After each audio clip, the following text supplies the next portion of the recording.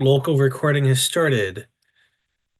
Cloud recording Recording has in started. progress. Webinar is starting now. Thank you, everyone.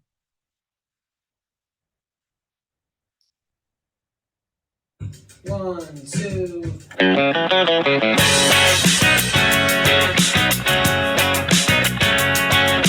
Wait for tomorrow to be mine. Wait, then I'll get to you just in time. You better wait.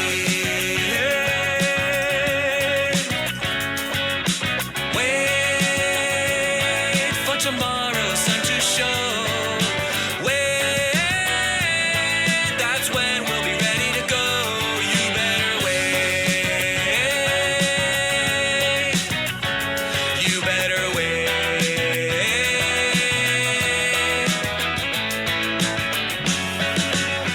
Let's explore to start anew.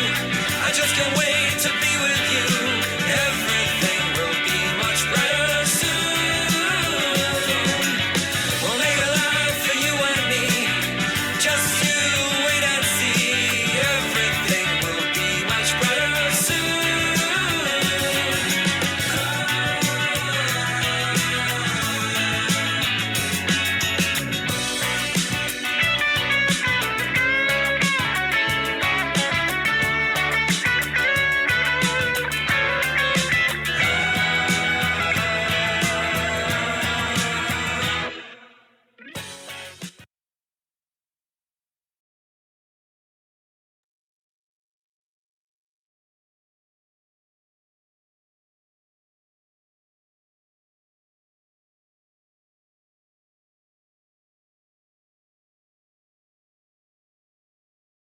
Welcome, everyone, and thank you for joining us tonight for what will be a very exciting and informative presentation by Dr. Jen Lai.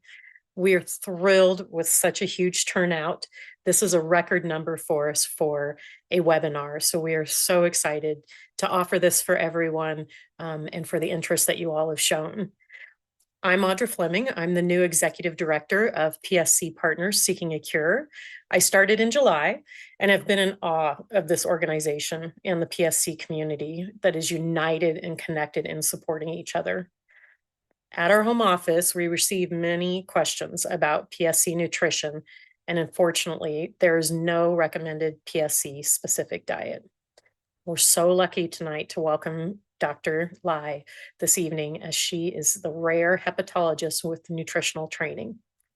In 2021, Dr. Lai took a sabbatical to gain specialized training in nutrition, culminating in successful board certifying as a physician nutrition specialist by the National Board of Physician Nutrition Specialists. I have no doubt that you will benefit greatly tonight from hearing about Dr. Lai's nutritional tips and tricks. Next slide. And just a few logistics tonight. Before we start the program, please mute your mic and turn off your video. This will help from any distractions or being interrupting the presentation from Dr. Lai. And as you listen to the presentation, please feel free to submit questions in the Q&A box located on the Zoom control panel, usually at the bottom of your screen. And we welcome your questions. Please note, though, in this forum, we ask that your questions be broad versus very specific to medical questions related to your situation. Those should be asked of your specific doctor based on your circumstances. We also offer closed captioning, which can be found in the lower right corner of most screens. And if you are on a phone or tablet, look for the show captions icon. You can also locate translations through this button, then click submit subtitles, and finally click on the translation that you would like for the language. Lastly, we ask that you all please fill out the post-webinar survey at the end. That will be sent to you via email that you use to register for the webinar tonight. And your feedback helps us improve and add new topics that you have interest in. And we want to hear from you as a community. Now it's my pleasure to introduce you to Dr. Jen Lai, a general and transplant hepatologist who specializes in caring for patients with chronic viral hepatitis, autoimmune disorders and cirrhosis, particularly those awaiting liver transplantation. Dr. Lai is active in patient-oriented research, including investigating disparities in local organ allocation and distribution, and assessing the impact of liver donor quality on outcomes. Her research has been continuously funded by the NIH since 2013. She serves as Director of Liver Clinical Research at UCSF Health, Director of the Patient-Facing Research Core of the UCSF Liver Center, and as an Associate Editor for the Journal of Hepatology. I would now like to turn it over to you, Dr. Lai. Thank you so much for that kind and warm introduction, Audra. And thank you very much to the PSC Partners Seeking a Cure for giving me the opportunity to really reach patients directly. I am so passionate about nutrition in liver disease and am such a firm believer through my clinical practice, through over 15 years of caring for patients with liver disease. I don't just believe, I know firsthand the power of healing that nutrition has. Food is truly medicine. So I'm really excited to be here with you today. Here are my disclosures. So before we go into the really pragmatic, practical tips for managing nutrition while living with PSC, I wanted to anchor this talk in why we're all here. We are all here and joined together because we love this organ, the liver, the master organ of the body. But for many of you individuals out there, this condition is causing inflammation of aspects of the liver, in particular the bile ducts and the surrounding liver cells. Now, as Audra alluded to, and as I'm sure you have all heard from your own doctors and you've read on the internet, there is no specific diet that can cure you of PSC. There's no diet that initiated the PSC, and there's no diet that can cure you of PSC as far as we know today. So really, what are we talking about when we talk about nutrition and PSC? Well, what we're trying to do is we're trying to protect the liver from all other insults. And in this day and age, in this environment, there are two major insults, and that is excess calories and excess sugar, both of which can lead to fat deposition in the liver and inflammation of the liver. And if there's any one thing that you guys do not need to tolerate for your liver, it's more inflammation that can lead to excessive fibrosis and accelerated progression of liver disease. In addition, so many of my patients in the last 15 years of taking care of patients with PSC, so many of my patients tell me about the symptoms that they're experiencing. Now, for a lucky few, people don't experience any symptoms, but very many of my patients are also telling me that they're feeling depressed, nauseated, fatigued, they have low energy, they're experiencing weakness, anxiety, and a lot of them experience dull abdominal pain, whether or not that's related to concurrent inflammatory bowel disease.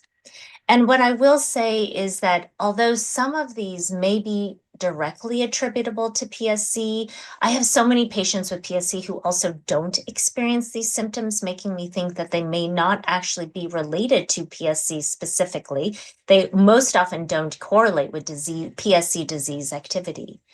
And so I have to wonder how much of our diet is really also contributing and exacerbating some of the symptoms that my patients with PSC are experiencing. And that is part of the healing power of healthier eating. Because in truth, when I care for a patient with PSC, I'm not just caring for the liver, I'm really caring for the whole person. I'm caring for the whole you. And you deserve to feel energized. You deserve to have great muscle health. You deserve to experience a lower risk of chronic conditions, reduce systemic inflammation, enhanced immune function, and optimal mental health that will undoubtedly not just help your liver in healing, but also help to create a healthier you. So that is the sort of underpinnings of healthier eating. I'm going to skip straight to the 3 strategies that I spoke about at the annual PSC Partners Seeking a Cure conference, and that was this 80-30-10 model. Now, in the annual conference, which I hope many of you attended, and if you didn't, it's okay. I will cover every single one of them, but please attend next year. It's an amazing conference, my favorite conference of the year. I introduced this concept of 80-30-10 as a strategy for healthier eating. And the idea behind the 80-30-10 model is that I think inherently all of us know what we're supposed to eat, right? We're supposed to eat healthy. And when we say healthy, for the most part, most of us know what that means. But the struggle and the barrier between knowing what we're supposed to eat and actually doing it is really the how. What are the ways that we can sort of incentivize our bodies and make it easier to have a healthier lifestyle in general around food and metabolism? And that's where the 80-30-10 comes from. So let me go through each of these steps and try to really provide you with as pragmatic a tip as possible. They're not dogmatic by any means. These are just options for you to consider to figure out how you might be able to integrate healthier eating into your life. So the first number that I want you to hang on to is 80. And 80 stands for 80% plants. Now, what is it about plants that makes me want you to eat 80% of it in your diet? Well, they're rich in vitamins and minerals. They're rich in antioxidants. They're rich in polyphenols, which is really a sort of all of the antioxidants and the chemoprotective effects of food. And they also promote a healthy gut microbiome. And all of these are so important in individuals living with PSC, especially those individuals living with concurrent inflammatory bowel disease. Now, what 80% plants is about, it's not just about emphasizing more plants in your diet, but it's also about de-emphasizing the meat. Let me introduce you to a really interesting study that was conducted by Dr. Kevin Hall over at the NIH, one of the leading investigators in nutrition science. He has the opportunity to conduct these super cool randomized clinical trials in healthy individuals in a metabolic unit. So he'll bring individuals in and design randomized clinical trials to test hypotheses as a proof of concept. One of his most famous studies is this crossover study of the ad libitum animal-based versus plant-based diet. Ad libitum means they can just eat as they wish. And he invited 20 healthy men and 20 healthy women and randomized them to either an animal-based diet, 2 weeks of an animal-based diet, followed by 2 weeks of a plant-based diet. And then the other half was randomized to 2 weeks of the plant-based diet, followed by 2 weeks of the animal-based diet. And no matter what order the healthy individuals consumed their diets, you could see in the systemic inflammatory and systemic health markers, such as this, the dangerous cholesterol marker, LDL, apolipoprotein B, uric acid, which is a marker of a super inflammatory marker in the body and leads to gout as well as the classic high sensitivity CRP, or an inflammatory C-reactive protein inflammatory marker. When individuals went from the animal-based diet to the plant-based diet, they experienced significantly less inflammation in their bodies. Now, if you recall in speaking to your doctor, the hallmark of PSC is inflammation in your liver and in your bile duct cells. And so the one thing your body really cannot tolerate is more systemic inflammation. And so here is proof of concept that after just 2 weeks, we can reduce systemic inflammatory markers. In addition, they actually measured liver fat, and in just 2 weeks of a plant-based diet, there was a 10% reduction of liver fat. As we know, liver fat that deposits in the liver is very irritating to the liver, again, leads to more liver inflammation. Anything we can do to reduce the fat in our livers can help and heal a liver with PSC. So this was a powerful study to demonstrate the importance of plants. I want to show you some data. This is a very provocative pilot study that was conducted by one of the leading PSC clinicians and researchers, Dr. Josh Korzenik over in Boston. And he and his team recently conducted a very interesting pilot study, very small number of people with PSC, and he actually randomized them to either a vegan diet that was very low in sulfur, very low in protein actually, as versus the specific carbohydrate diet, a very popular IBD diet. And what he found was that patients who were with PSC who were randomized to the low sulfur vegan diet actually experienced a significant decrease in their alkaline phosphatase compared to those on the specific carbohydrate diet, which had higher levels of animal-based proteins.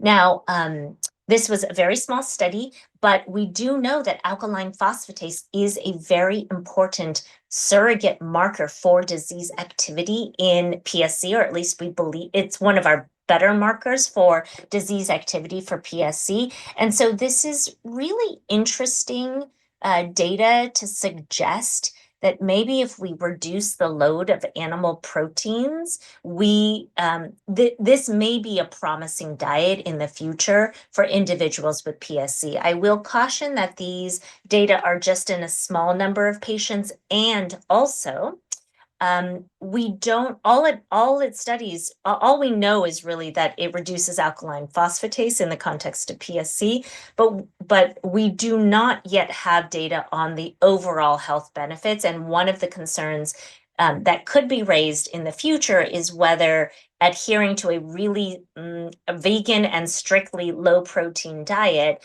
may actually end up reducing muscle mass in the end, which could sort of counterbalance the benefits on the PSC. If we're losing muscle mass and becoming weaker, well, that doesn't really put us in a healthier place. So I want you to just take these data with a grain of salt. I'm not advocating that we all jump on this diet right now. I'm certainly not advocating it for my PSC patients just yet, but I do think it's more provocative evidence that sort of stacks up to this idea that the liver loves a lower animal protein diet.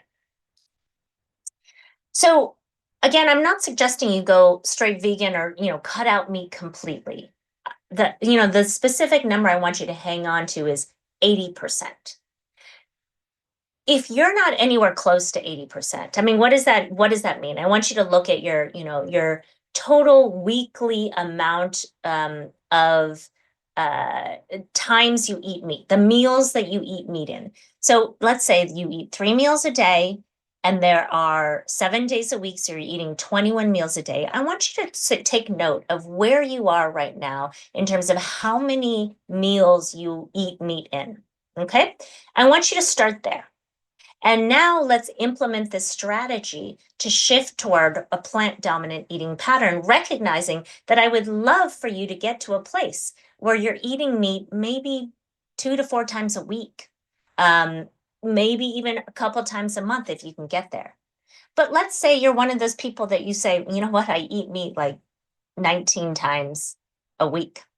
Well, then one place to start might be starting with just a meatless Monday.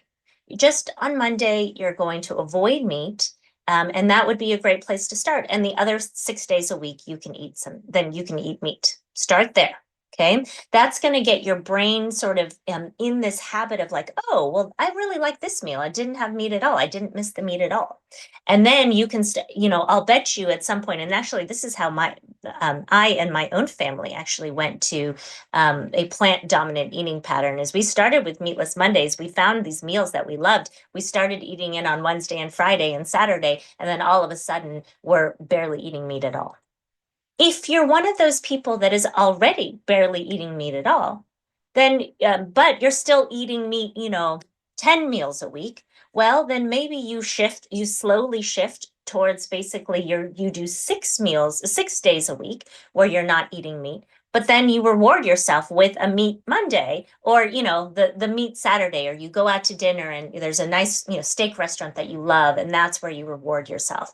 What a great way to end the week. There are so many options out there these days to substitute meat with alternative meat. And I really want you to start paying attention to the places where you just automatically, you're on autopilot adding meat, where you didn't really necessarily need the meat. You didn't necessarily appreciate the meat. So what I mean by that is that a steak, for example, pretty hard to replace a steak. And when you're ordering a steak, you have that piece of meat there, and like your whole meal is around the steak. And so, that to me is your reward. That's your Meat Monday. But actually the vast majority of our meat is kind of hidden. We throw it into a hamburger patty, we throw it into spaghetti sauce. We're just like stuff it into a burrito. And this might be a place where instead of using the ground beef, you actually substitute it with a plant-based alternative protein. There are lots that actually kind of taste like meat, especially when you hide it in sauce. You can't even tell. And I wouldn't stop here. I wouldn't say that you can shift to alternative meat and then stay in alternative meat forever. I think that there are some issues with the ultra processing of alternative meat that we could discuss in a sidebar at some time. But I would say that alternative meat is almost like the tobacco or the nicotine patch to stop smoking. It is the sort of the next step to try to wean yourself off meat, because it makes you start thinking of the places where meat is hidden that maybe you didn't need. Did you really need the meat in the burrito when there were beans and there were vegetables and there was already cheese and sour cream and guacamole and tomatoes, right? Like, did the meat actually add substantially to your enjoyment? So just food for thought, literally. And then know your alternative protein sources. So there are so many ways to get protein and satisfaction from your meals that don't involve meat. So these things are legumes and pulses. So beans are just a great way to fill you up and such a rich source of protein and fiber. We'll talk a lot about fiber in a little bit. Tofu, my family lives off of tofu. We go through boxes and boxes a week. Tempeh as well is a great option. It's really firm, so it's really satisfying. I mean, it's almost like thick like a steak. Quinoa is a great source of protein, can be added onto salads and really add a little bit of crunch, and will absorb any flavor that you add to it. Nuts as well, almonds, walnuts in particular. And guess what? Tons of vegetables have plenty of protein, including peas are probably the most famous source of animal protein, and is actually what is in a lot of the alternative meats. But if you eat plenty of vegetables, you'll also get plenty of protein. So those are some strategies to shift toward a plant-dominant eating pattern in order for you to achieve sort of less meat and get closer and closer to a diet that consists of 80% plants. One of the other reasons why I want you to focus on the 80% plant diet, a plant-dominant diet, is that plants are not commonly, if you're focusing on eating plants, you will inevitably be eating less ultra-processed food. Ultra processed foods, I feel like this has really hit the media actually over the last 1 or 2 months. I've been seeing a ton of articles on ultra processed foods, but I really want to hone in on the definition and educate you guys about the ultra processed foods, and would love to hear any questions that just get more refined about what these foods are. Ultra processed foods are industrial formulations, typically with 5 or more, and usually many ingredients.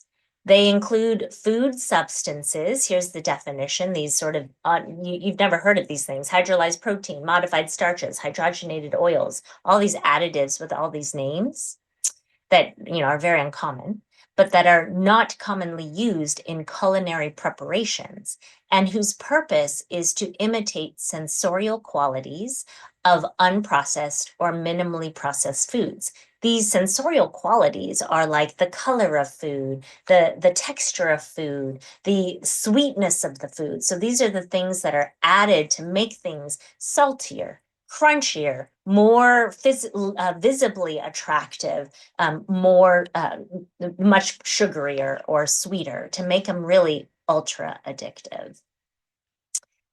Ultra processed, this definition of ultra processed foods comes originally from this NOVA classification of food that was endorsed by the Food and Agricultural Organization of the United Nations. And it classifies food into 4 categories. The first category is ultra processed foods, and I think most of us can identify these, but we will go through a little bit of a sort of exercise in trying to identify some of the less evil ultra processed foods. But these are the things with many ingredients and food additives. Some of the most common ones are cold cuts, soft drinks, ice cream, cereal, hot dogs, although there are some ice creams that are less ultra processed, I will say. Processed foods, and the reason why we started adding the ultra instead of just saying processed foods is that most foods we eat are processed, and that doesn't mean they're quote unquote bad. So bread, cheese, jam, tofu, these are all processed, but they're not, they don't have these necessarily, they don't necessarily have the additives that make them super addictive. Now, there's a spectrum, of course. Now, of course, we all know the bread that is not fresh has a ton of additives in them. You've got all this soy lecithin, you've got the guar gum in it, you've got all of these preservatives. Lots of the shredded cheese, for example, has tons of additives and toxins in there to make them retain their texture as shredded cheese. But then we've all been to, the cheese aisle where there's cheese that's just like in the cheese wheel, and that's much less likely to have the additives. Then we move on to processed culinary foods, and these are foods that actually just they have to undergo industrial processes such as pressing or extracting or refining in order to be usable. So, for example, olive oil, perfectly fine, nutritious food, but it is a processed culinary food. It has to be extracted from olives. Salt, of course, is technically a culinary processed food. And then lastly, we also know on each extreme, it's pretty easy to identify. The unprocessed or the minimally processed foods are the things that you can just recognize as coming from the land or coming from the animal, such as vegetables, fruits, nuts. We know, the tree or the bush or the ground that they're coming from. Meat, the steak, we know where that's coming from. Milk and eggs, obviously, we know that where those are coming from. Those are unprocessed, minimally processed foods. And the idea behind this spectrum is that you know where the healthier foods are. If we could have a diet that was all unprocessed and minimally processed, we would be living, and sort of the processed culinary foods, we would be super healthy. Our world would not be facing a global obesity epidemic and really an epidemic of fatty liver disease on top of the liver that is already under attack by PSC. Now, one of the other benefits to reducing your intake of ultra processed foods is not just in taking more plants that have all the vitamins and the nutrients and the antioxidants, but it's actually in the reduction of added sugars, which added sugars in and of itself, even in the absence of excess calories, are actually very toxic to the liver. The liver ends up taking in the added sugars in the form of fructose and will actually take the sugar and convert it into fat and then spit out the fat, and it sits in the liver along with all of your other healthy cells and along with your bile ducts that we're trying to protect. And one study that looked at 10,000 food surveys from US adults from 2010 to 2009 to 2010 calculated the amount of added sugars that Americans typically eat that came from processed foods and then ultra processed foods. And what they found is that in the average diet, 4% of our added sugars are coming from processed foods. And then from ultra processed foods, it was 5 times as much of the sugar. If we eliminated the ultra processed foods, we could reduce our sugar intake by a substantial amount. This survey was done 15 years ago, and this number will only have increased. The amount of sugar that Americans on average are taking in from ultra processed foods is just skyrocketing. So what are some strategies that we can implement to try to naturally reduce our intake of ultra processed foods? So I think all of us would agree, without getting too technical in the definitions, that these are all ultra processed foods, right? These are not things that we could recognize and as coming from, from the ground or from the animal. And they certainly are full of food stuff, the sort of the food substances that imitate sensorial qualities of food, the crunch, the color, the saltiness, the sweetness. So one strategy is to eat from a bowl and not from a bag. These foods are designed to be addictive. There are actually physiologic mechanisms in which eating one of these foods mimics the same dopamine surge and response that you would get if you were using cocaine, for example, or methamphetamine. It's the same addictive response and the same sort of reward behavior that is being given to your brain to make you want to eat more. And so when you're eating from a whole bag, it's really hard to stop. It's easier it's easier to just put a physical mechanism, a barrier to eating the whole bag by putting it in a bowl, putting, a portion that you want to eat in a bowl, sticking the bag away, just to give yourself one more step if you wanted to get more. Shop the perimeter. So the way that the food chain works in a supermarket is that the fresh stuff needs to be refrigerated and also needs to be turned over much more often. And that stuff is stored in the back or around the supermarket, right? And so in order to restock that stuff and in order to keep everything refrigerated, that stuff is really oftentimes stored on the outside. So the milk that needs to be sort of cycled through on a daily basis, the eggs on every couple of days, the vegetables that really need to be tended to, and the fruits that need to be tended to. That stuff, have you ever seen that in the center of the supermarket? I don't even think I have ever. The center of the supermarket is reserved for the frozen foods and the super packaged foods, right? But the fruit and vegetables and the milk and the dairy, all of that stuff is on the outside. And so start on the perimeter.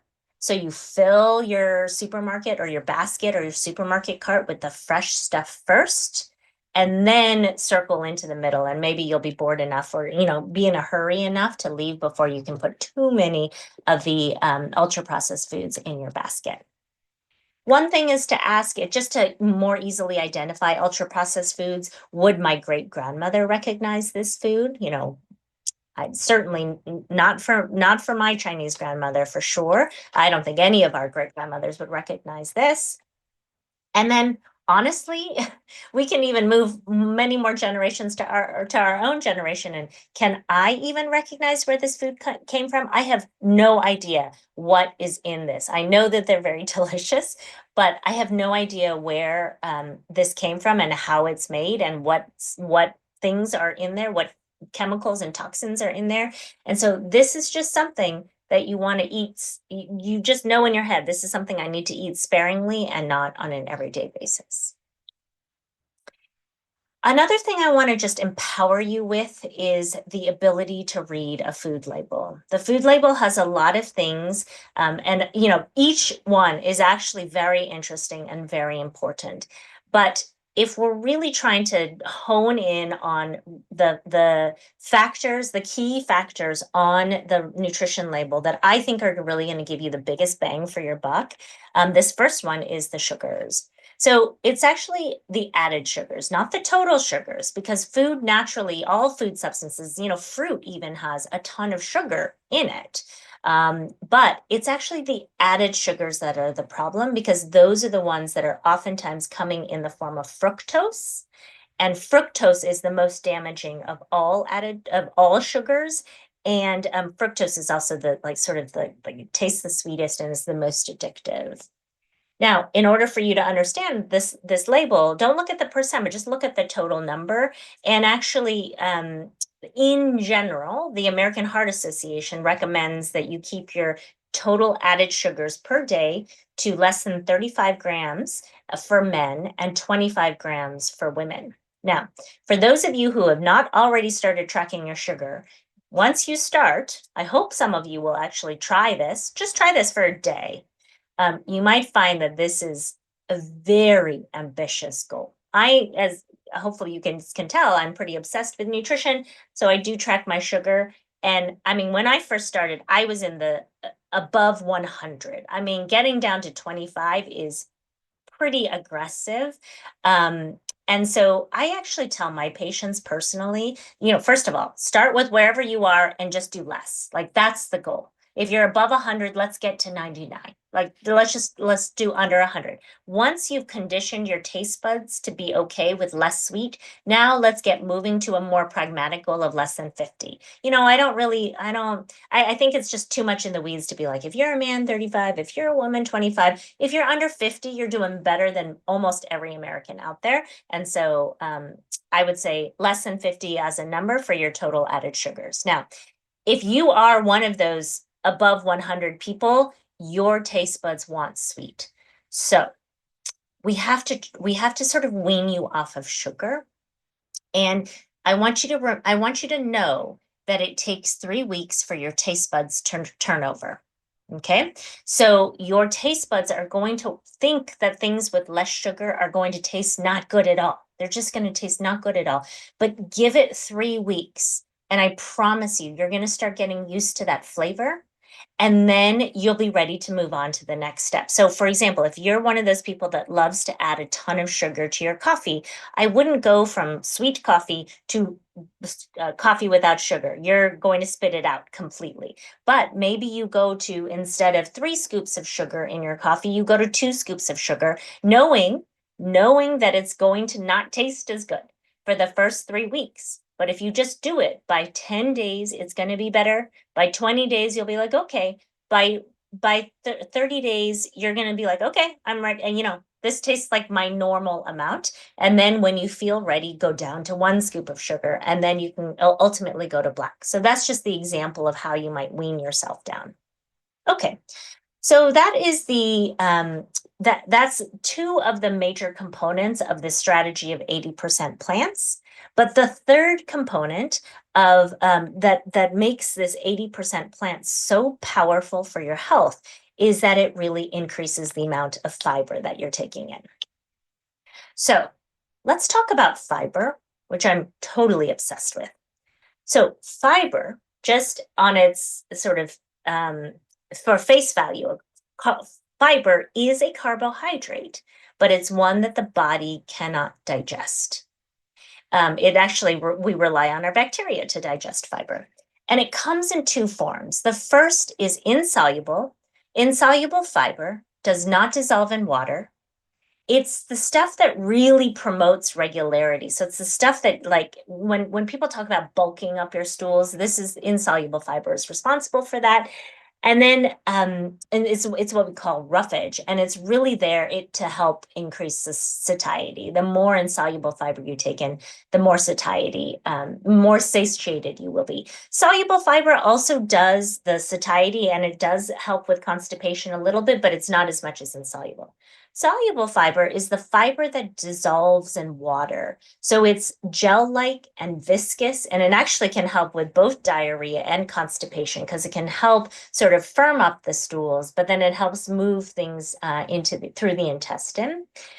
Soluble fibers are broken down into short chain fatty acids, which are fuel for the gut bacteria, which then can promote a healthy gut microbiome. And it also, as I mentioned earlier, can also increase satiety.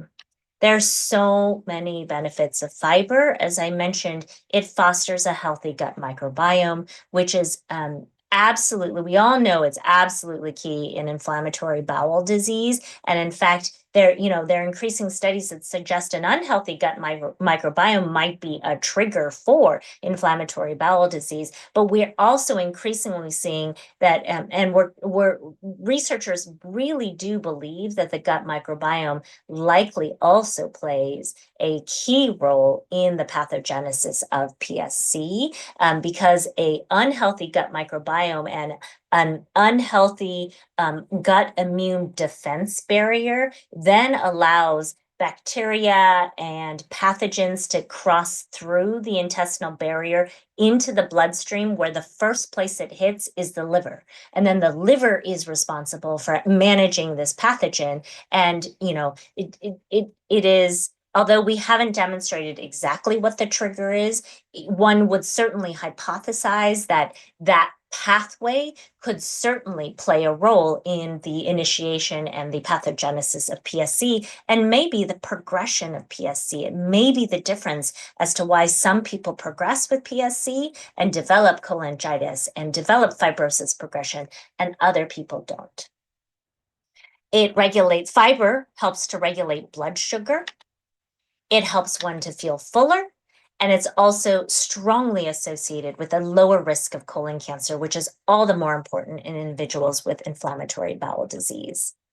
Recommended daily fiber intake. There are a lot of different formulas, but it's somewhere between around 25 grams per day for women, and somewhere around 35 grams per day for men. And those are the numbers that I would hang on to. I generally tell my patients just go aim for above 20 to 25, but whether they're men or women, because the average US adult consumes about no more than 15 grams of fiber per day. So when I tell them to go to 25, honestly, most of my patients, that's a better goal for most of my patients. So I want you to figure out how many grams of fiber are in your typical foods. Now, I want you to just sort of, this is where you can just go on Google and you can just literally search some of your most common foods.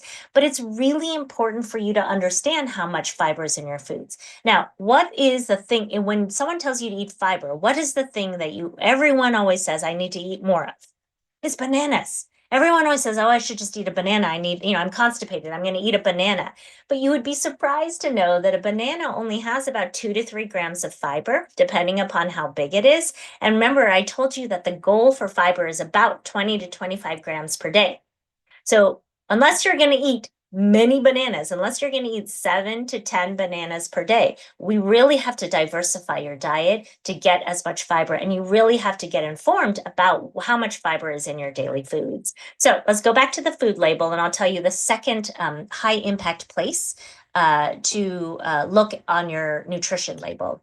And that is the fiber. So there's the amount of fiber, but the reason why the absolute value of the amount of fiber, so 7 grams, is not a good enough place to be, is that if you ate, for example, I just told you 1 banana is 3 grams of fiber. If you ate 7 bananas, you would get 21 grams of fiber. But I don't think that's a really healthy thing to do, is just to eat one food and eat a lot of it, right? So what we need to know is, what is the ratio of carbohydrate to fiber?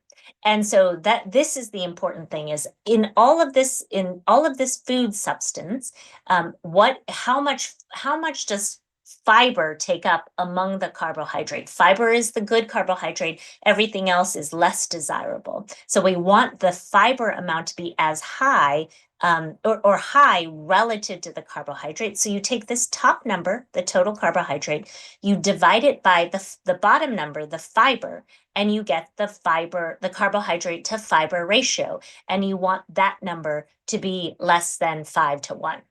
Okay, so you want the fiber to be as high as possible, so you want the number to be as low as possible. So less than 5, the carbohydrate to fiber ratio of less than 5, and then you know that item that you're eating with a label on it is a better choice, to eat. Okay, so I want you guys are probably looking at this. You're like, this looks like a really good snack. What is it? This is one of my favorite snacks of all times. I am not endorsing any particular food. I have no connections to any of these companies. So I'm just giving you examples of the things that I like to snack on when I do snack on these things. And the Kind Bar, this dark chocolate nuts and sea salt one, is so delicious, and it really does adhere to this less than 5-to-1 carbohydrate to fiber ratio. And then if you look at the ingredients, it's relatively low in the ultra processed items. Now, of course, it has more than 5 ingredients, but if you and then it does have this soy lecithin that's so hard to avoid. But of the ultra processed snacks, it's a little bit less bad than the other ones. Okay, edamame beans are a really great choice. They're high in protein. Look at this, one serving is 14 grams of protein. Also, the carbohydrate to fiber ratio is great because it's really just like the bean, and it's roasted with a little bit of seasoning. They come in all different flavors, and they're great. Here's another option, mixed nuts. You'll never go wrong with nuts. So eat those. Yeah, I would definitely pick nuts. And then we'll talk a little bit about diversity in just a second. But mixed nuts are great because you do get a whole variety of them. Skinny Pop, great option. Heritage Flakes does not quite adhere to the less than 5 ratio. It's a little bit over. However, it's a great source of fiber, has a diversity of grains. So I really do use this to improve my fiber intake during the day if I'm running low on my fiber intake. And then I will say that this is one of my very favorite snacks. It does not adhere to the less than 5 ratio, but I wanted to let you know that I don't always eat exactly as I preach. But what I like about this option, even though it is sweet, it does have honey, it has a high amount of added sugars in it. It's just got these like 5 ingredients. It's just oats and dried fruit and almonds and honey, and that's sort of it. And so again, there are ways to just sort of satisfy your sweet craving that don't necessarily have to resort to the Oreos, the ultra processed ways. Now, one of the things that patients tell me a lot when I talk about fiber is that they can't tolerate it. And they say, they sort of bypass this advice and they say, fiber is not for me. I've tried. Give me some other advice. And I just want to just really hone on these symptoms. It is quite possible that fiber may not be for you, but let's give it a try. And of course, if you have IBD and you have stricturing Crohn's, please do talk to your IBDologist to make sure that you can tolerate fiber and you can eat fiber. But for everyone else, it should be okay. So the first is to know your baseline and increase slowly. The thing is that fiber is digested and sort of broken down by the gut bacteria, and it can, in the process of being there, it can actually produce a lot of gas. If you don't have sufficient gut bacteria to metabolize all the fiber, you will get bloated. So you can't go from eating normally 10 grams of fiber all of a sudden to 30. You will feel very sick. You have to go from 10 to 15.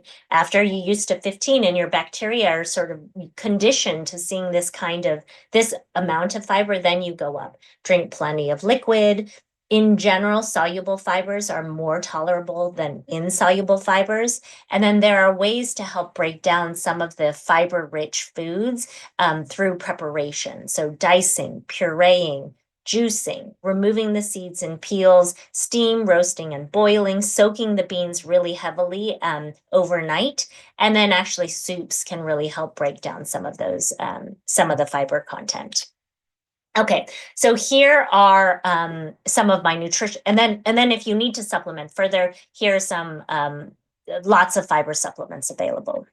Okay, so Let's get to 30. These other ones are going to be much faster, I promise. Okay, let's get to 30. So 30 stands for 30 plants per week, and this really is about promoting plant-based dietary diversity. Oops, hold on. So in order for us, so plant-based diversity is so important just for overall health and to make sure that you get a full range of nutrients in your diet. And so the first thing to understand is, well, how many plants have you eaten today? And I will tell you that once you start getting into this, it's actually fun to see how diverse your diet is. It's not a good, even if you had a plant-based diet, but all you did was eat 10 of the same plants every day, that actually is not a healthful eating pattern. We really want to make sure that we're diverse. Now, when people think about 30 plants a week, they obviously think about the fruits and vegetables, but I want to remind you that actually there are a whole range of other plants to eat. Think about legumes, think about nuts and seeds, think about whole grains, and then think about herbs and spices. Those will also count to your 30 because those are going to feed your microbiome on top of just making your food taste really, really delicious. And I would be remiss if I did not also talk about the benefits of plant-based diversity on the overall environmental health. As we can tell, these days with our climate change and the fires in LA, for example, the extreme weather that we're experiencing all over the United States, our world could definitely use a healthier environment. And when we encourage biodiversity through our consumer patterns, we are not just contributing to better health for ourselves, but better health for the environment, for our neighbors, for our next generation. Lastly, I want to focus on the number 10 of our 80-30-10 strategy, and this is to get 10 minutes of physical activity after eating. The reason I put this into nutrition is that part of nutrition and the nutritional strategies are all about helping our body metabolize the food that we're taking in a healthy way to reduce the burden on our liver. And so doing physical activity right after eating is absolutely critical to helping the liver metabolize food. So the prescription that I have for you is 10 to 30 minutes of physical activity within 60 minutes after a meal, but preferably really close to after eating, within 30 minutes. Some strategies to doing 30 minutes, or getting the 10, at least 10 minutes is just go for a walk. Save your errands for right after dinner. So take out the trash on the way, do the chores on the lawn or the gardening right after you eat. If it's cold outside and you're not inclined to do outdoor activity at the current moment, then create a circuit in your house where you decide, well, right now is when I'm going to grab all the towels and change the sheets on my bed and run it downstairs to the laundry machine and run back up and grab the trash from all of the bedrooms. This is the time to get some of those chores done, but do it really, really rapidly. And the last one is just a sort of a life hack, and that is a soleus push-up. So the soleus push-up is it's actually quite a big, powerful muscle that is in the calf. It's one of the calf muscles, and it's a really special muscle because there's very little glycogen storage in the muscle itself. And so when you use it, in order for it to twitch and to actually act, it can't just burn the glucose in the muscle like all the other muscles can do, or most of the muscles in the body can do, but it has to draw glucose from the bloodstream. So if you just ate and you do soleus push-up that doesn't have a lot of glycogen stores, it has to recruit the glucose and suck it up from the blood. There have been actually a lot of studies these days about the soleus push-up, but in general, and one of the major studies on the soleus push-up showed that it improved metabolic control by reducing the postprandial glucose, so the glucose spike after you eat, by 50%. It improved insulin resistance, it improved lipid metabolism.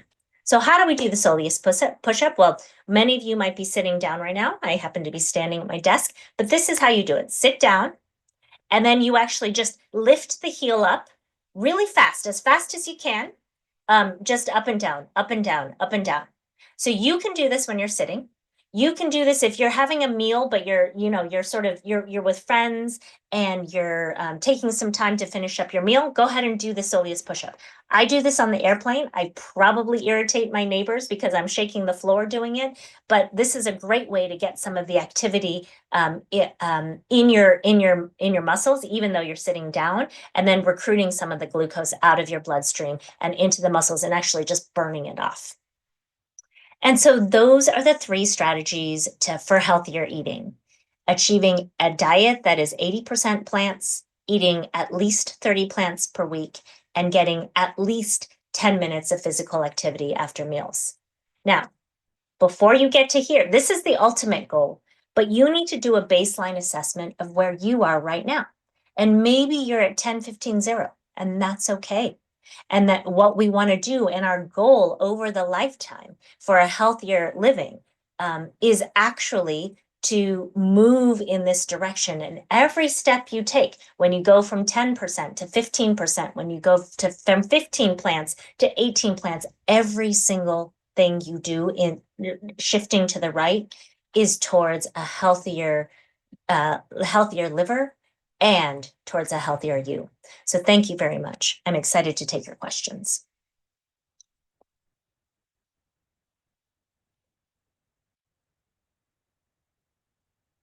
Oh, I will actually look at the questions. So thank you. I have 15 questions so far. Okay, so I'm wondering if you can speak about Rebecca Stiles. I'm wondering if you can speak about PSC and IBD. Do these nutrition suggestions connect to both? So there are a number of diets out there that are specifically tailored to patients with inflammatory bowel disease.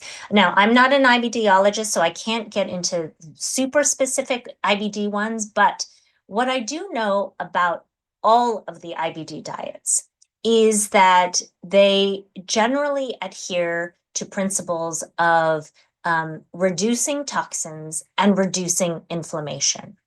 And what we do know are that things that increase inflammation are meats and all of the toxins in ultra processed foods, all of the things that you add into those foods to make them super uber palatable and very addictive. And so in general, the diets that are promoted for IBD are actually really good for PSC. Now, if there are specific diets you want me to look into, I'd be happy to if there are specific IBD diets, but I've heard a lot about the anti-inflammatory diets that are really good for IBD that are actually also incredibly good for the liver in patients with PSC. Is meat, Corey Mann is asking, is meat classified as red meat or white meat as well? Both. Meat is animal meat. So I do mean anything, I do mean actually land meat. So that's going to be beef, it's going to be chicken, it's going to be pork, and everything else, cold cuts, sausages, all that. Now, there is a spectrum. If we're talking about, for example, inflammation, or we're talking about saturated fat content, there's more saturated fat in red meat than chicken. But honestly, if what you did was, go shift from red meat to and you ate 21 meals of chicken, in my opinion, that's not necessarily healthier. Sure, it may be a little bit less saturated fat, I suppose, but actually, I'd much rather you eat a diverse range of meats, but just eat less land meat in general. Okay. What protein sources do you recommend we use to replace meat? So, and this person says, I'm allergic to most legumes. Well, I do think legumes are a great option.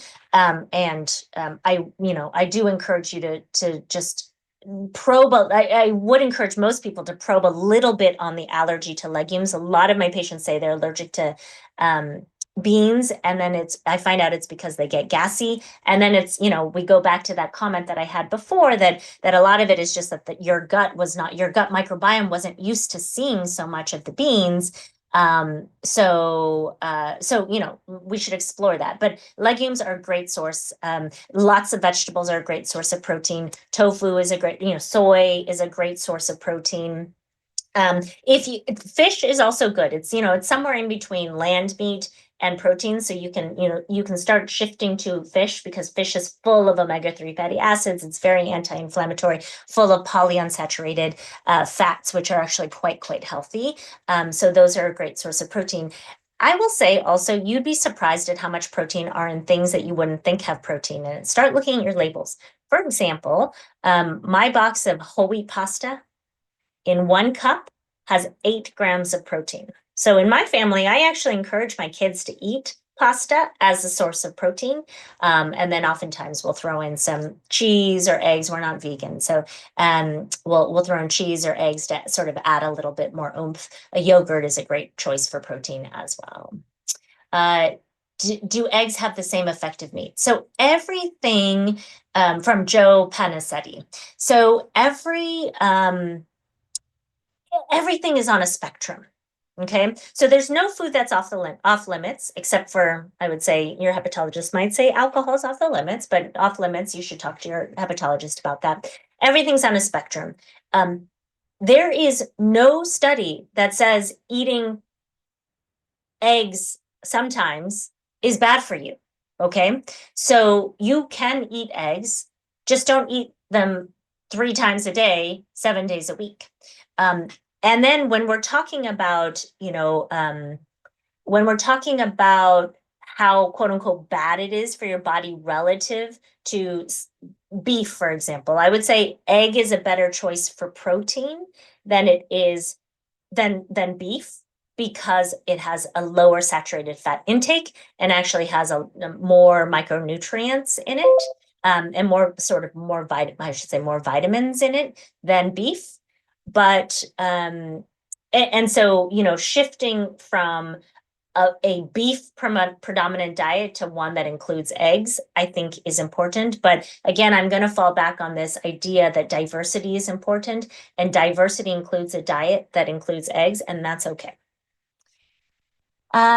What are your thoughts? Oh, thanks for the thumbs up. What are your thoughts on whole fruits and honey that are whole foods but contain fructose? Oh, I love the honey question. Okay, even vegetables contain fructose. Okay, I'm going to give you guys a free pass card. Do not worry about the sugar contained in whole fruits and vegetables. That's free for you. Okay. And the reason why is that the sugar that is contained in fruit, including the fructose that I told you was so bad for the liver, is actually wrapped up in the food matrix of the fruit, which contains a ton of fiber. So basically, I want you to imagine like you've got that strand of fiber, that stringy fiber that comes in your mango, and the sugar molecules are glommed onto that fiber. So you're eating it and it goes into your bloodstream, and it's basically sort of stuck onto the fiber. And before it gets released, your bacteria in your gut microbiome has to then break down the fiber in order for the sugar to get released. So you will find that the amount of sugar in the fruit actually gets released slower into your bloodstream and hits your liver slower at a slower pace than if you were to eat an ultra processed food that has basically no fiber at all. Okay. When it comes to honey, so a lot of my patients will tell me, I've heard my patients tell me, oh, I'm really reducing my added sugar. I've replaced my sugar in my tea with honey, or, all I do is honey and agave. And I will say honey and agave still count as added sugar. Honey has some benefits in terms of having antioxidants and micronutrients over table sugar. Okay, so if you switch from adding table sugar into your coffee to honey, that's better. That's better. But I would still prefer you going to no added sugar. And again, honey and agave count as added sugar, even though they're quote unquote natural and they're plant, or, sort of, I guess bees aren't plant-based, but agave is plant-based. Now, I will say that agave, I have a thing against agave. Maybe the agave industry is going to come at me. But agave, if we really get technical, actually has a relatively high proportion of fructose in it. So if you think about sucrose, table sugar is 50% glucose, 50% fructose. Honey is, gosh, I can't remember. It's like 40, it's like 60% fructose, but agave is almost predominantly fructose. It's like 80% fructose. And so if you're talking about added sugar, if you're talking about reducing the amount of fructose in your added sugar, I'd say agave is the worst choice. So if you're going to do one of those like very thick syrupy things, go with honey. But better to go with less of all of this. Okay, so that's my thing with agave. Sorry to go on a tangent on that one. Okay, if I'm baking a loaf cake, and Kieran McAdams, if I'm baking a loaf cake and it calls for 3/4 cups of sugar, coconut, or brown sugar, or raw cane sugar, is this the same kind of sugar issue? It's an interesting question. I would say I don't know much about coconut sugar, but I'm going to say it's sort of, we're splitting hairs here. And I would say try to get away with, like, can you tolerate with a little bit less sugar than the recipe takes? And then generally just eat less of it. The other thing is I do encourage, again, everything's a spectrum. So it's every question in nutrition is compared to what. I would much rather you be baking your food and desserts and making it from home with ingredients you recognize than, buying these ultra processed packaged ones with all of these other additives in it. So I think it's awesome that you're already thinking about adding coconut or brown sugar into your food rather than buying the packaged ones. But if you can get away with satisfying your sweet tooth with an orange or a delicious Honeycrisp apple, I would prefer that over a baked good. Okay, so Fiber One cereal from Yu Wang. Is Fiber One cereal with 1% milk considered an okay breakfast? The nutrition facts seem to show it's healthier than most steel cut oats. Yeah, it's interesting. So it depends on what you mean by which nutrition fact. Fiber One cereal has a ton of fiber in it. So that is true. It does have a lot of protein. I would say that it also contains, if I remember my Fiber One label reading correctly, it also has a ton of food substances and food additives. So it's going to make it very, very addictive and palatable. But I generally am okay with things that contain a lot of fiber. So I will say this is even one of my hack. When I'm just craving a super junky food, I will confess, I'll be the first to confess, I ate some pirate's booty the other day, and some of my kids' pirate's booty. For those of you who don't know, it's like kind of like a cheese puff, but it feels a little, I don't know, more natural because it's less orange. They're so addictive. And I ate the cheese puffs, and I just took a fiber supplement. I just took some fiber pills with it to try to reduce the sugar load or the carbohydrate load of the pirate's booty. So with that principle in mind, that fiber helps to mitigate the impact of the glycemic index and the glycemic load, I would say Fiber One is actually pretty decent. It's a decent breakfast, and alternate it with steel cut oats, because I think steel cut oats are quite delicious, and are also a great choice. So given the amount of sugar in fruit, this is from Josh Zabak. Given the amount of sugar in fruit, apples, strawberries, what could be an okay daily limit? For example, could I eat 4 apples per day along with 1 banana? Looking for general guideline for daily fresh fruit intake. John, I want you to eat as many fruits as possible. I think that the sugar in fruit is okay. When we were talking about the sugar being the 50 grams per day, or if you wanted to be really strict, the 35 for men and 25 for women, but the pragmatic, the Gen Light limit of 50, it's added sugar, not total sugar. So it's really the added sugar that is coming in the baked goods or coming in anything that has a label on it that has the added sugar on it.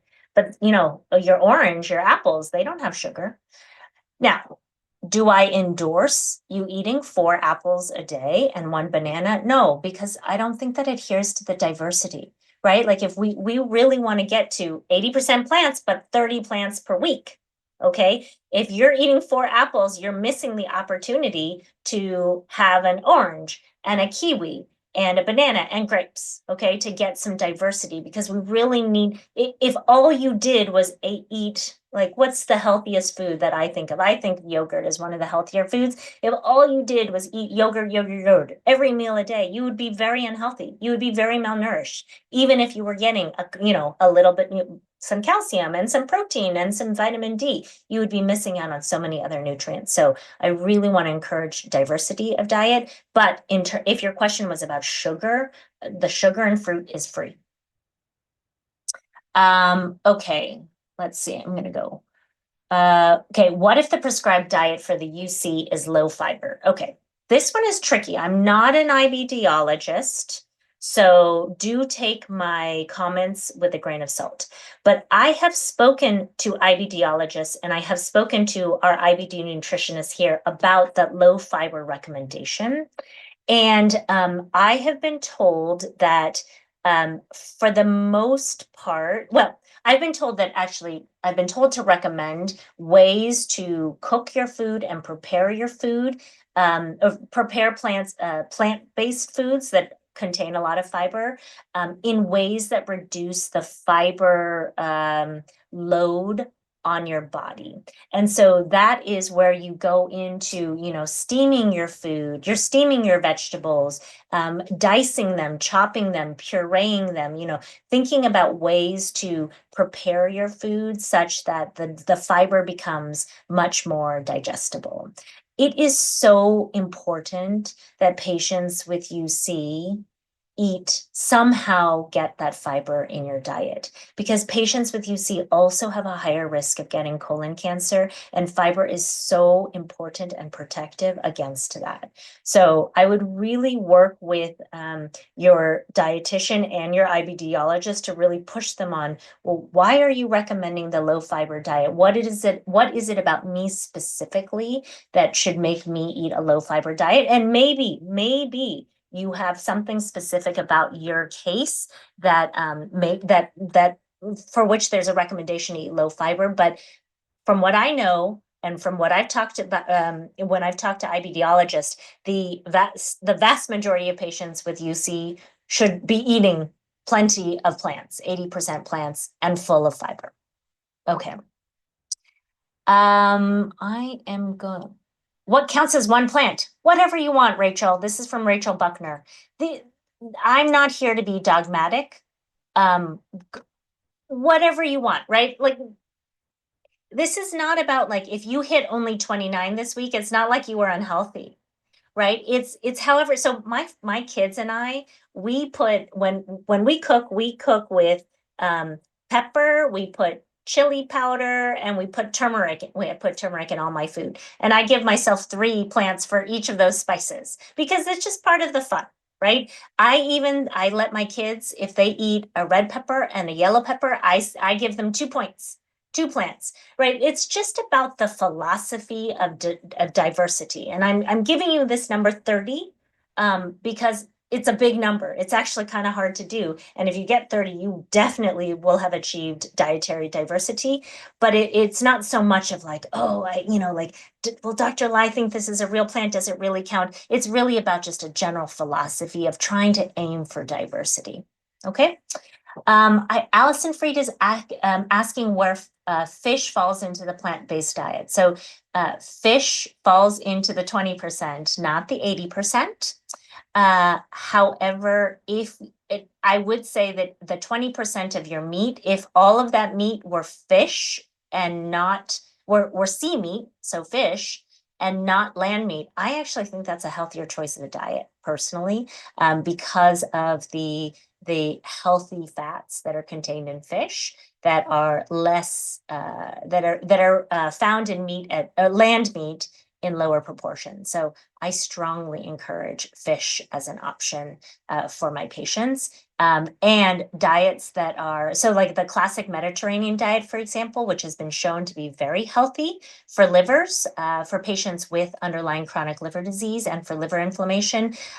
Diets that do include fish, like the Mediterranean diet, which allows you to eat fish like twice a week, have been shown to be protective. Okay. And I'll tell you, just because this is sort of nutrition is quite personal, I'll tell you, I actually supplement my diet with fish oil pills because I believe so strongly in the health benefits of the omega-3 fatty acids in fish. So I don't, I do try to eat fish, but I actually supplement daily with fish oil. So fish, good. How specifically does moving after a meal help the liver? So if we go back, thanks for your question, Susie. So if we go back to originally thinking about the harms to your liver, one of the harms to the liver is excess sugar.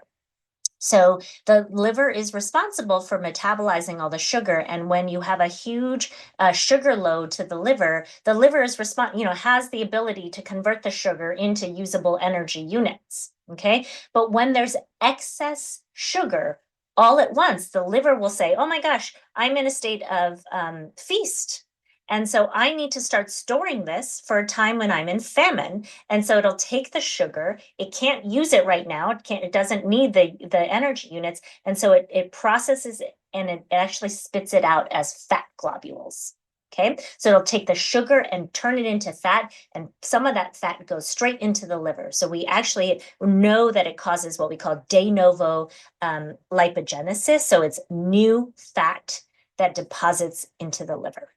So the point of moving right after you eat is that you are signaling to your body and you're activating your metabolism to say, I need energy. Like, give me energy units. So instead of the liver creating the storage units for the sugar, it actually will spit it out into the blood, and then actually your muscles will use it. So your soleus muscle will actually use it, and your muscle and every other muscle that you're moving is actually going to use it, or it's going to recruit it's going to actually recruit the sugar and store it into the muscles for later, store it as glycogen for later. So that's how it helps the liver. It really reduces the fat burden and ultimately the inflammation of the liver.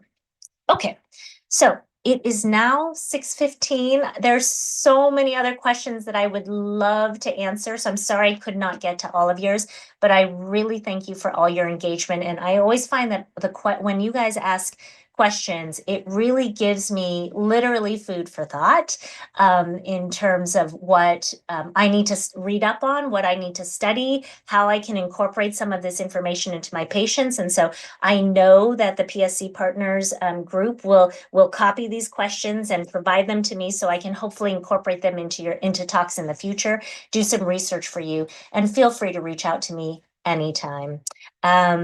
Thank you so much. At this point, I'm going to turn it over to Audra again at PSC Partners, and I really thank you for all of the encouragement and your engagement.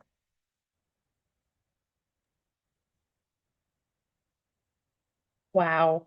Thank you so much, Dr. Lai. That was absolutely amazing. I am trying to still gather all of my thoughts, and I have tons of questions too, but absolutely incredible. Thank you so much for all that information that you shared and the practical tips and tricks.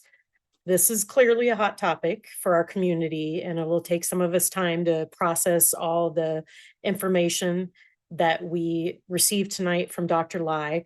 And so, we will be posting the webinar, so you can come back to it and watch it again, and also share with others that you think it might influence or have an impact on them. Next slide. So please take some time to go to pscpartners.org to stay updated about our future events. Our second webinar is scheduled. As I said, we are looking to schedule 4 incredible webinars this year. The second webinar in our 2025 series will take place on March 11th. at the same time as tonight, so from 6 to 7:30 p.m. Mountain Standard Time. That webinar will be led by Dr. Mark Swan. We'll be talking about fatigue and PSC, leveraging scientific discovery to improve well-being, and other practical topic. And that is a really great thing that we know is something all of our community is interested in. Fatigue affects so many people so greatly. So we really ask, put that on your calendar. We hope you join us for that webinar. Also, our popular Zoom rooms will be continuing this year. If you've not attended a Zoom room before, you're welcome to join one of these sessions to share your PSC experiences with others similar to yourself and that have concerns that you might have within your group, such as teen group, such as transplant group, such as a group for loss.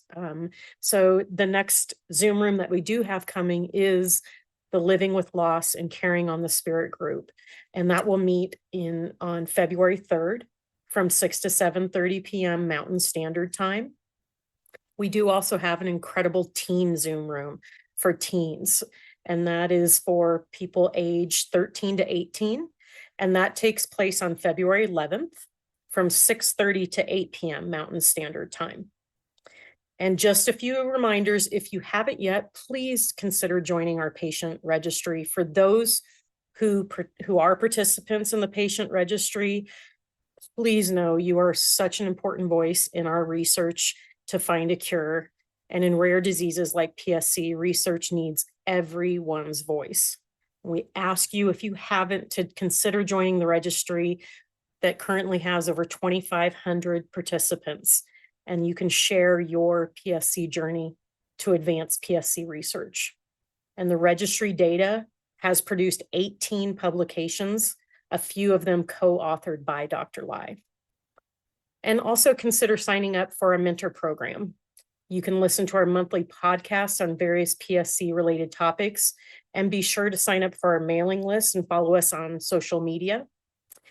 And a very exciting thing also is, if you are Canadian and joining us, there is our affiliate pscpartners.ca for our Canadians that love to join and be a part of this community from afar.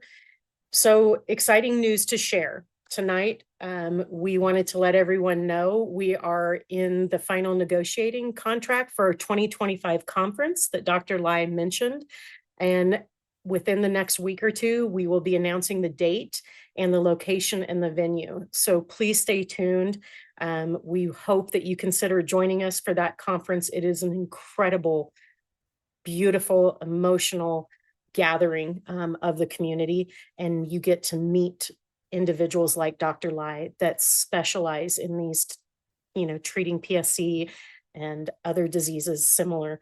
And we really hope that you have the opportunity to come and be there in person. Next slide.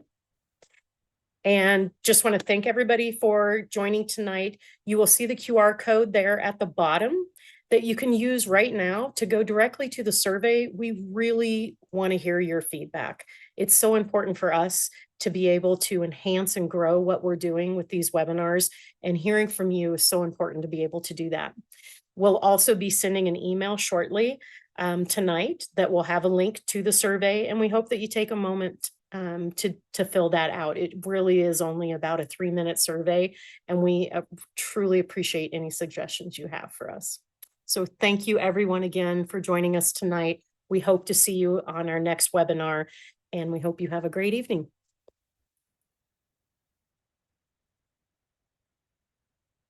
One, two.